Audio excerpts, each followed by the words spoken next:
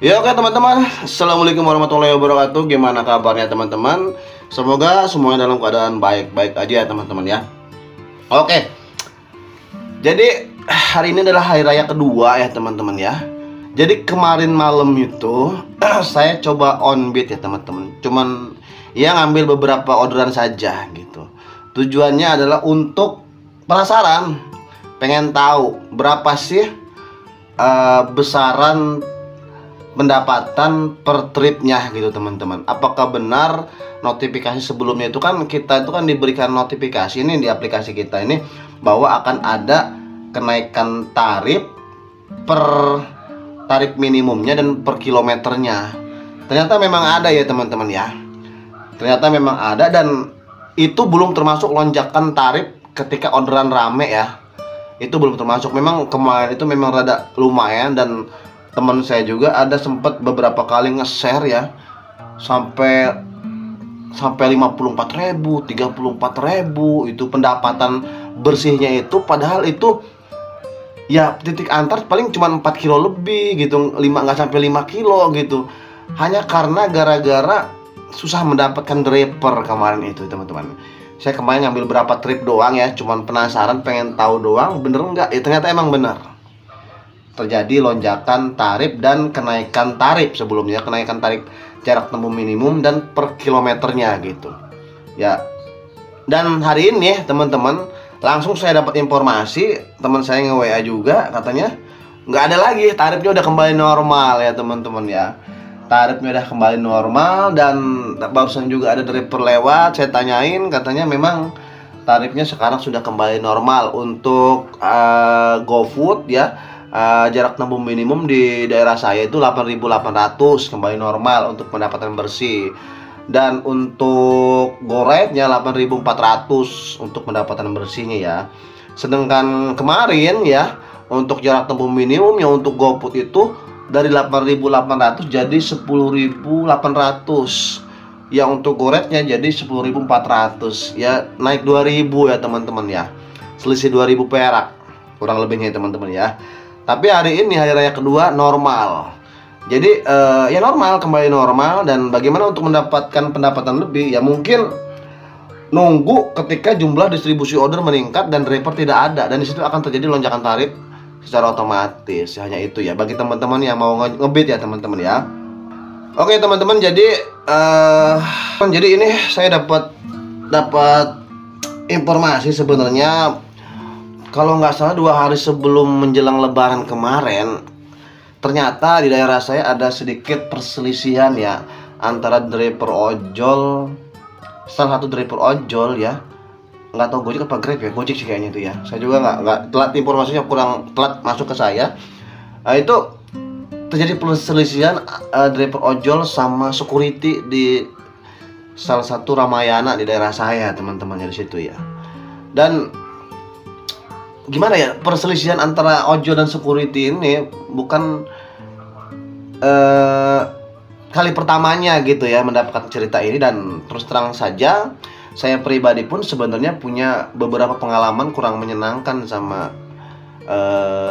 security ya. Katakanlah di sini ya salah satu security ya, saya nggak bilang organisasi security-nya teman-teman, salah seorang yang anggap saja dikatakan oknum lah kalau menurut saya, karena ketika itu saya juga pernah mengalami pengalaman tidak menyenangkan gitu ya.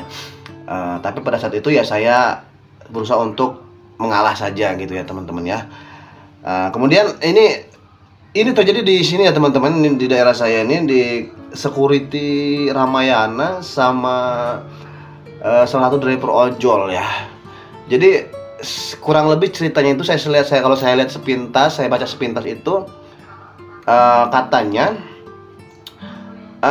driver ini kan suasana lagi rame-rame ya teman ya, mall itu teman-teman, mall itu suasana lagi rame-ramenya dan tempat parkir di mana-mana ya. Asal muasalnya gara-gara masalah parkir doang teman-teman, masalah parkir lagi ini teman-teman. Jadi sebenarnya di daerah saya itu, di tempat saya itu, untuk tempat parkir khusus di Ramayana sudah disediakan sebelumnya sudah disediakan oleh khusus buat ojol gitu teman-teman.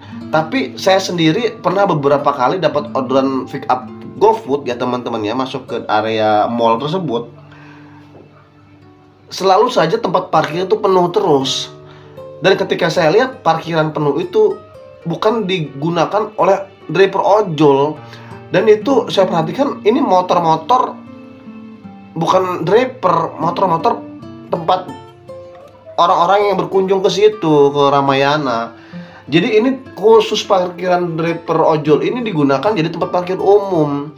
Sementara ketika saya mau parkir pun pada saat itu kesulitan, harus mengalah lah di mana gitu akhirnya gitu. Dan itu terjadi beberapa waktu yang lalu ya, udah cukup lama ya. Dan akhirnya kejadian kan sekarang, ya itu katanya karena ditambah lagi menjelang hari raya gitu ya, 2 hari sebelum lebaran gitu ya, 2 hari sebelum malam takbir ya katanya, kalau nggak salah itu ya.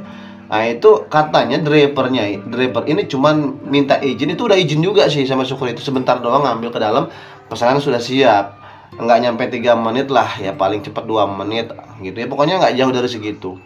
Tapi belum sempat dia masuk, baru mau masuk ke pintu mall itu sudah ditarik. Dan nanti saya tempelin ya ceritanya, itu katanya sempat dipiting juga lehernya sama komandan regunya, dan akhirnya beramai-ramai lah di situ terjadilah pemukulan dan pengeroyokan, katanya seperti itu ceritanya. Nah dari cerita tersebutlah akhirnya dari peristiwa tersebutlah akhirnya kasus ini sampai ke ranah kepolisian ya ceritanya teman-teman.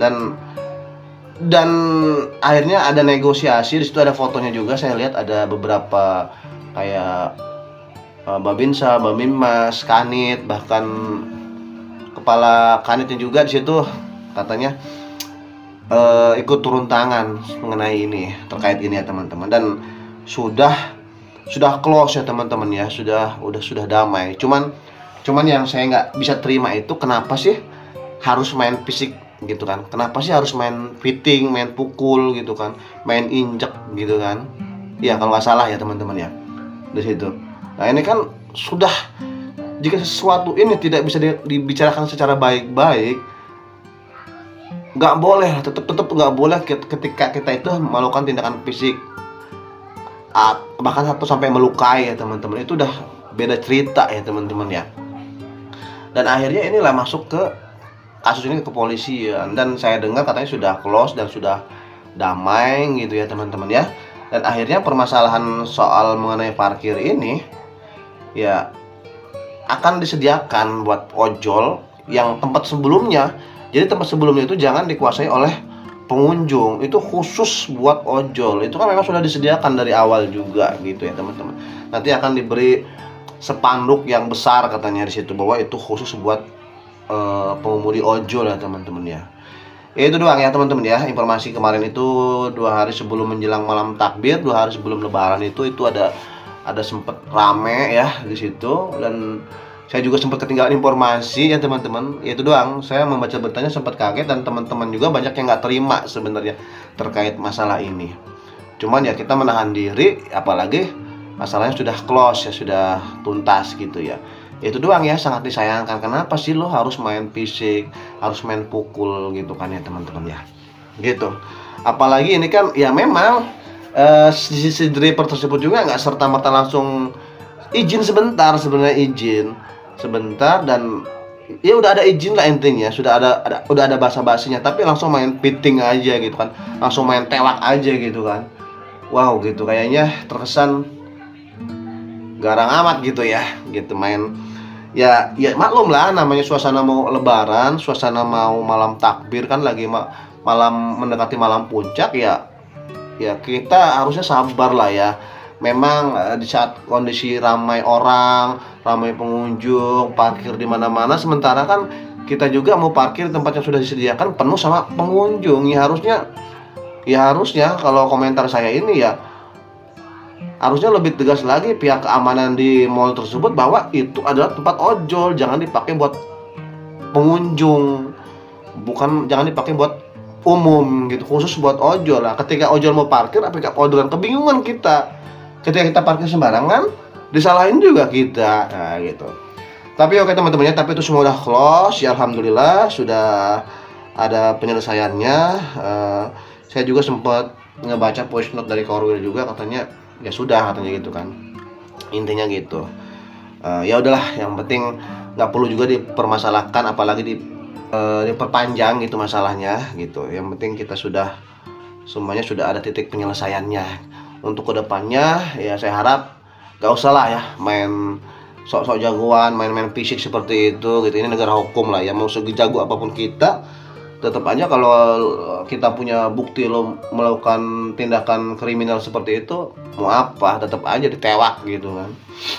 Oke teman-teman ya, mungkin itu saja video kali ini. Mohon maaf jika ada informasi-informasi yang salah saya sampaikan, karena ya saya juga manusia biasa ya. Saya juga kadang membaca informasi itu sepintas, terkadang tidak terlalu detail juga gitu. Jadi intinya seperti itu ceritanya teman-teman ya. Oke, akhir kata, assalamualaikum warahmatullahi wabarakatuh. Tetap semangat dan salam satu asbal.